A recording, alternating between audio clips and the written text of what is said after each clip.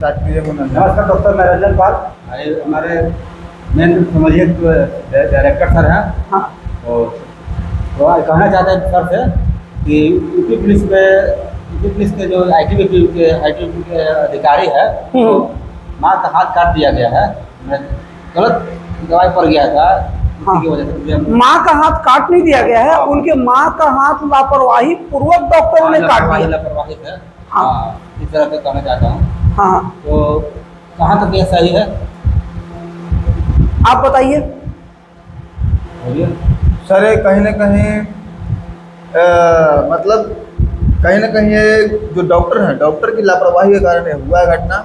और जब ये घटना हुआ तो जिनकी माँ का, जिनका नाम विकास सिंह है, उनके माँ का जिस तरीके से हाथ काट दिया गया, उनके माँ का नाम निर्मला देवी है शायद तक। हाँ, उनका माँ का नाम हाथ कट गया, तब वो डॉक्टर के खिलाफ में एफआईआर करवाने थाने गए।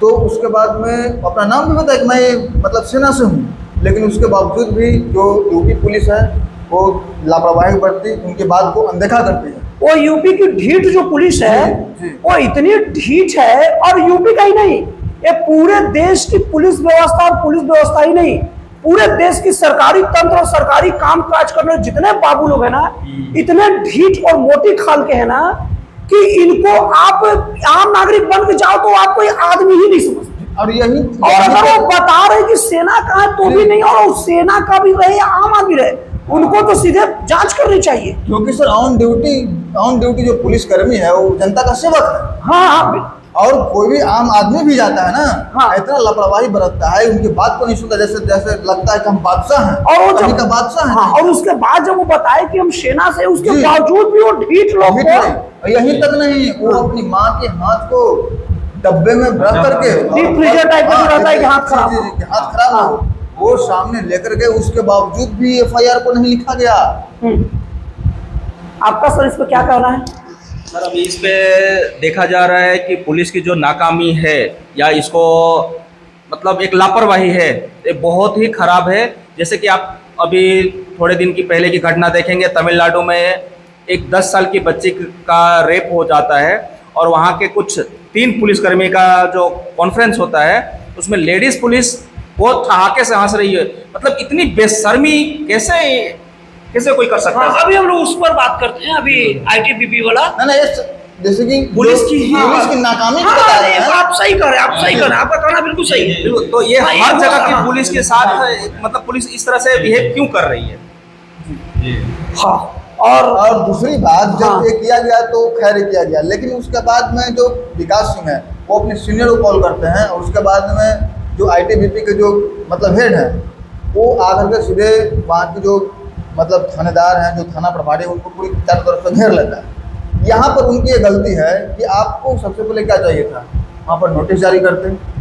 उनकी ये नाकामी है, उनकी ये गलती है। जब चलता रहा और ऐसे दिखता रहा तो ये तो एक तरीके से देखा जाए तो देश में अराजकता फैल जाएगा, ये गुटबाजी हो जाएगी। देखिए, हमारे देश में एक तो बहुत बड़ी बीमारी है, सरकारी कर्मचारियों का, पुलिस विभाग हो या कोई विभाग हो, उनका लापरवाही, और जनता को एक जनता एक आदमी नहीं समझना।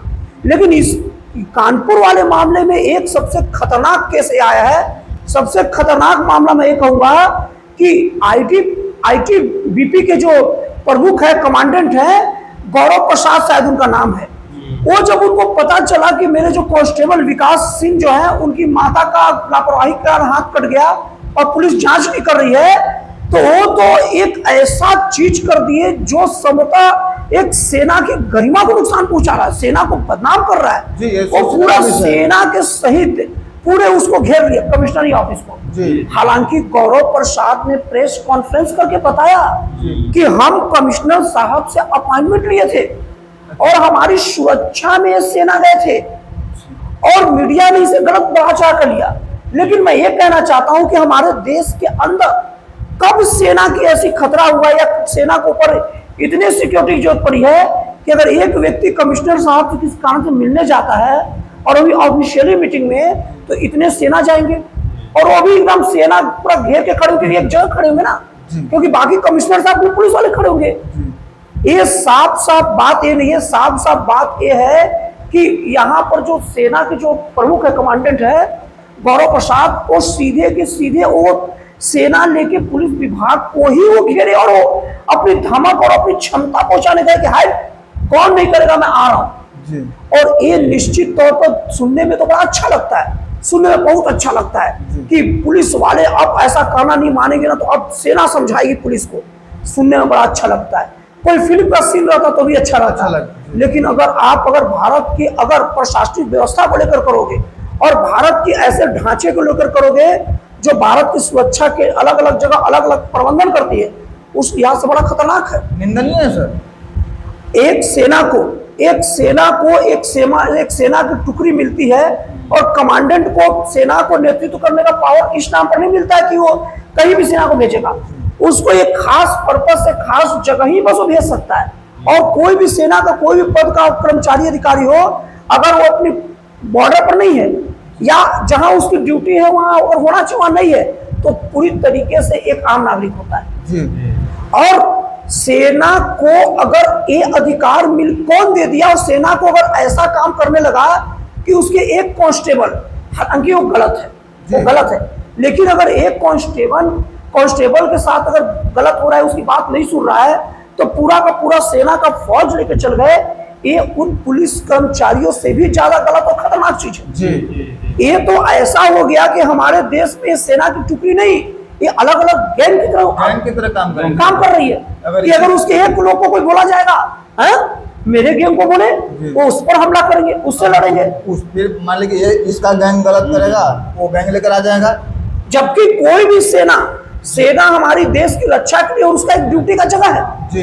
हालांकि सेना का जो तरीका गलत था, जी। लेकिन वो मैसेज देना चाहती है, लेकिन ये कैसा मैसेज है?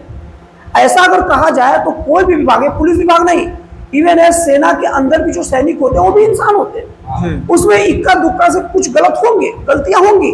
अगर वो इक्का दुक्का गलत करेंगे और एक दो लोग गलत करते हैं तो जनरली एक नहीं करते हैं, उसके ऊपर का एक आध दो रैंक का कर्मचारी या कोई अधिकारी भी उससे मिलता है, उनसे मिला रहता है।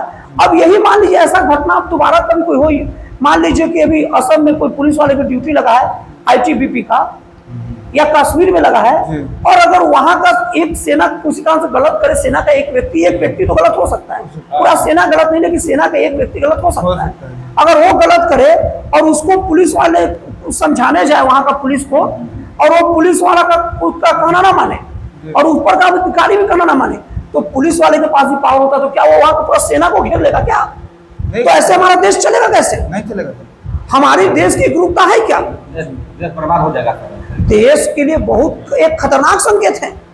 इसको विदेशों में अगर इसका मैसेज जाएगा, तब देश मतलब असर पड़ेगा दूसरे देशों में। विदेशों में अगर मैसेज जाएगा ना कि भारत में सेना और पुलिस लड़ती है, हमारे देश में आज सेनाओं की इतना इज्जत है कि अगर कोई सेना की टुकड़ी कभी युद्ध के समय किसी कारण से रेल रोड पर भर के जाती है, तो लोग ऐसा सीधे सैल्यूट मारते हैं। बच्चा सैल्यूट मारता है, बड़ा सब सैल्यूट मार देता है भाई सेना को, इतना इज्जत है। अरे पुलिस वाले की तो इज्जत है ही नहीं। और सर सबसे पहले बता दें कि जो बॉर्डर सिक्योरिटी फोर्स है, उनके दिल में बहुत सम्मान है। बॉर्डर सिक्योरिटी BSF अलग होता है, BSF and ITBP is a different thing, दोनों अलग अलग चीजें, हालांकि दोनों बॉर्डर से रिलेटेड है। एक बॉर्डर का पुलिस है और एक बॉर्डर का फोर्स है। मतलब कहने का मतलब मैं समझ गया मैं समझ गया कि आपका मतलब क्या तो था। उनका जो काम है और जिस तरीके से वो वहां पर तैनात रहते हैं, तो उसके लिए तो हमारे दिल में बहुत ज्यादा इज्जत है। लेकिन उनके द्वारा जब काम किया गया, मतलब एक तरीके से देखा जाए तो गैर संवैधानिक काम किया गया, तो ये जो काम किया गया तो बिल्कुल पूरी तरीके से निंदनीय है। लेकिन यहाँ पर देखा जाए तो यूपी पुलिस जिस तरीके से काम की, मतलब उनका क्या रवैया है और क्या सोचती है वो, मतलब अपने आप को पूरी तरीके से समझती है कि हम यूपी के बहुत बड़े मालिक हैं क्या? एक चीज आप सुन लीजिए यहाँ, लेकिन एक चीज देखिए बता रहा हूँ, अगर कोई विभाग के ज्यादातर कर्मचारी अगर बदनाम होते, घुसखोर होते हैं, तो पब्लिक और नेता दोनों को दोनों मान के चलती कि घुसखोर है। आज कोई पुलिस वाला बदतमीजी करे तो चार पब्लिक से पूछे, पब्लिक चार गाली दे देगा उसको, क्योंकि पुलिस वाले अपनी इमेज बहुत खराब कर चुके हैं। पुलिस को अगर गलत बोलोगे तो पब्लिक बोलेगा भी नहीं, जान दो यार पुलिस वाला को गलती किया होगा। लेकिन सेना का तो इज्जत है, इज्जत और ऐसी सेना जो बॉर्डर पर तैनात रहती है उनकी बहुत इज्जत है। और अगर इस टाइप के काम होगी, आज देखिए हम लोग को कितना बेकार लग रहा है किसी सेना को ये बोलते हुए कि वो सेना ने गलत किया।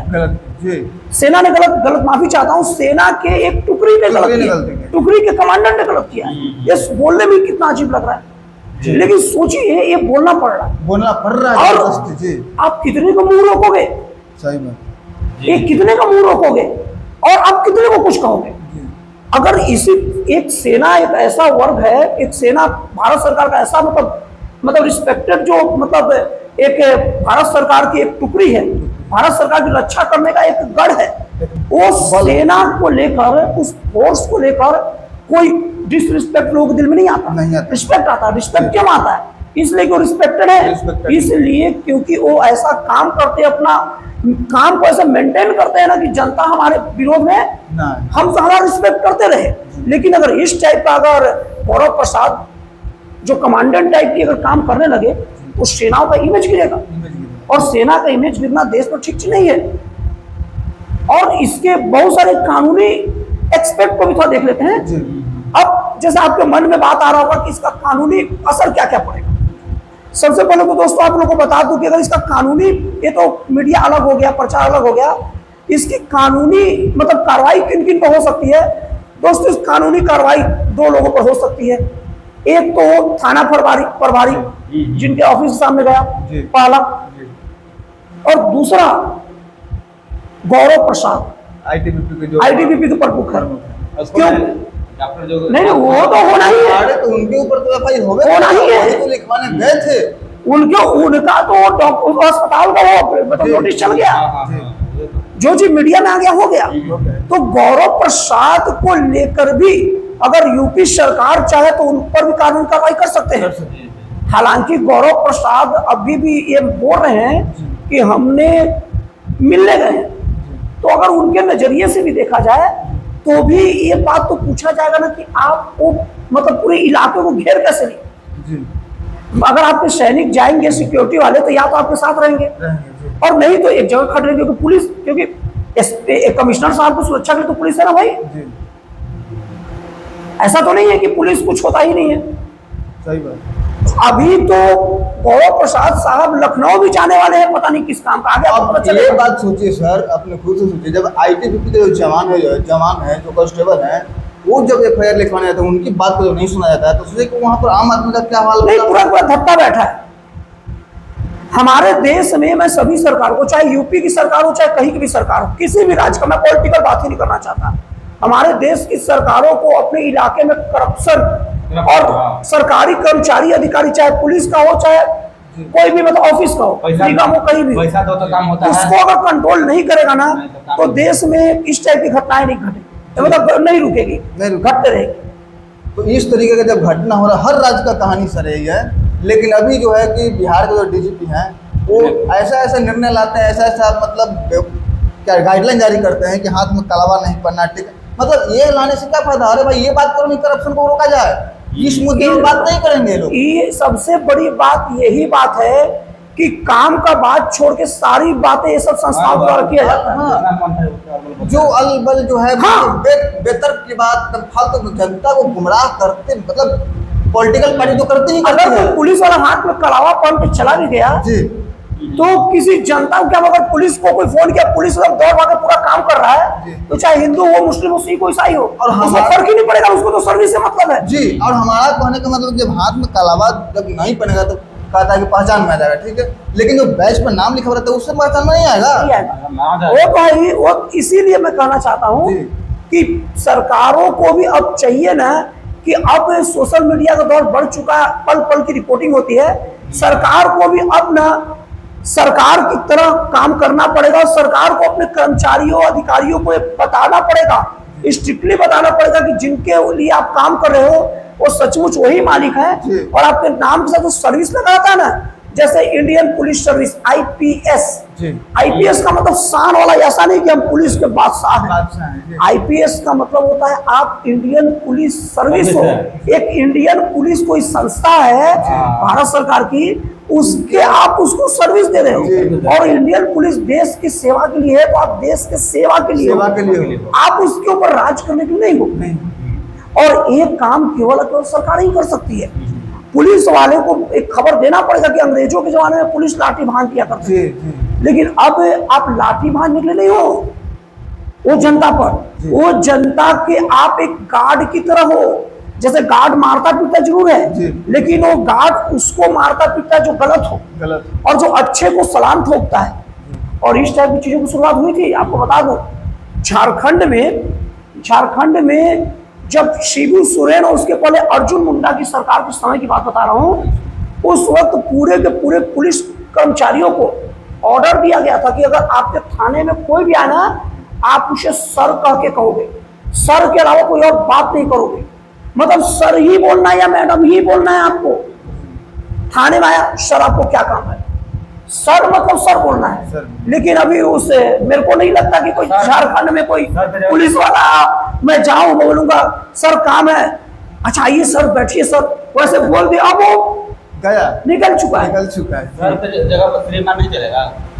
अरे रिस्पेक्टेड कुछ भी बोलिए चलेगा। चलेगा, लेकिन वो बोलेंगे तब ना, तब ना। जाकर के बात कीजिए। हाँ। देखिए कैसे एकदम सीना तान के बोलते हैं, मतलब सीना तान के सुनवे नहीं करेंगे। हाँ। सबसे पहली बात तो दोस्तों अभी के लिए इतना ही। आप लोग मुझे बताइएगा आपका इस वीडियो पर राय क्या है। तो फिर मिलता है अगले वीडियो में एक जन कल्याणकारी, एक राष्ट्रवादी प्रेरित नए विचारों के साथ। तब तक जय हिंद, जय भारत, भारत माता की जय, जय श्री राम। जय श्री राम।